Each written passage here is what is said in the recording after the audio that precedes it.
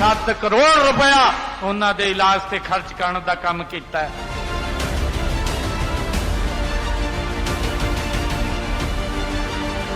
पंजाब विधानसभा चुनाव 2027 भले ही अभी दूर हो, लेकिन सियासी बिसात पर मोहरे अभी से बिछने लगे।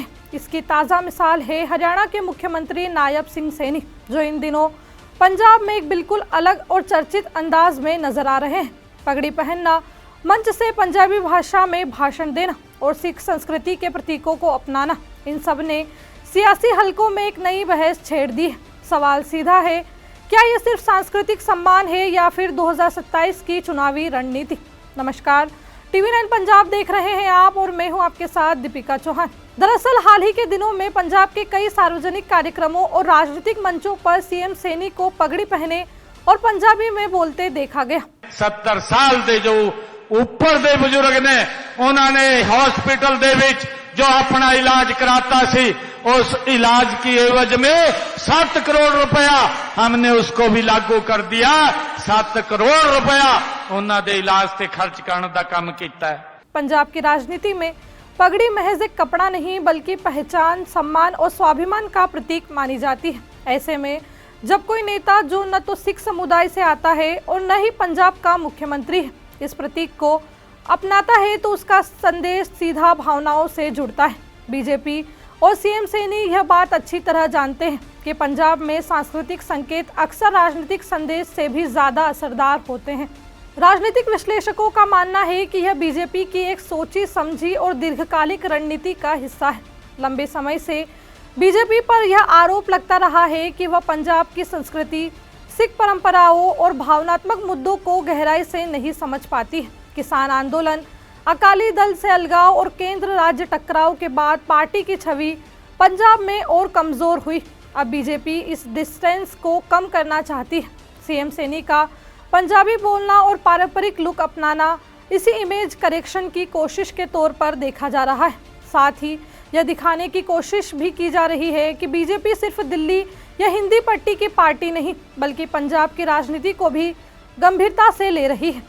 गौर करने वाली बात यह भी है कि नायब सिंह सैनी हरियाणा के मुख्यमंत्री हैं, फिर भी उनकी पंजाब में सक्रिय मौजूदगी कई सियासी संकेत देती है। एक तो बीजेपी बाहरी बनाम स्थानीय की उस बहस को कमजोर करना चाहती है जिसका इस्तेमाल अक्सर विपक्षी दल करते हैं। दूसरा, हरियाणा पंजाब की सांस्कृतिक और भाषाई नज़दीकियों को उभार कर बीजेपी क्षेत्रीय जुड़ाव का नैरेटिव गढ़ना चाहती है।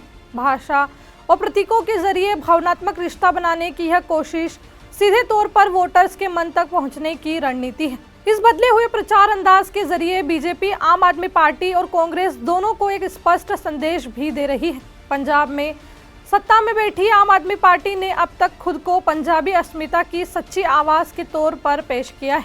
भगवंत मान की राजनीति भी इसी भावनात्मक जुड़ाव पर टिकी रही है। ऐसे में सीएम सैनी का पंजाबी बोलना और सिख प्रतीकों को अपनाना आपकी उस पकड़ को चुनौती देता दिखता है।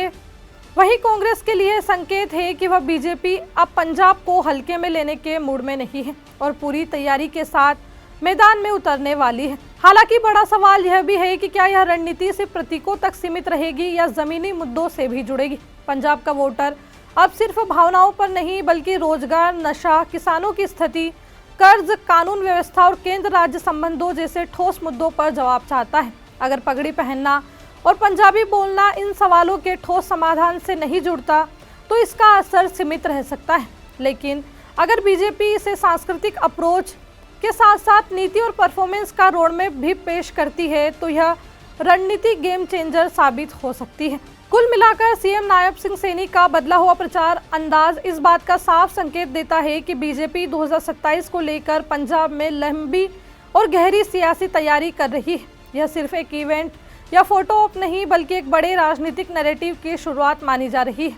अब देखना दिलचस्प होगा कि क्या यह सांस्कृतिक सियासत पंजाब में भरोसा और वोट दोनों में तब्दील हो पाती है या नहीं। बहरहाल इस रिपोर्ट पर आपकी क्या राय है? क्या पगड़ी और पंजाबी की राजनीति पंजाब में बीजेपी के लिए रास्ता खोल पाएगी या फिर जमीनी मुद्दे ही आखिरी फैसला करेंगे? अपनी राय कमेंट करके जरूर बताएं और देखते रहिए TV9।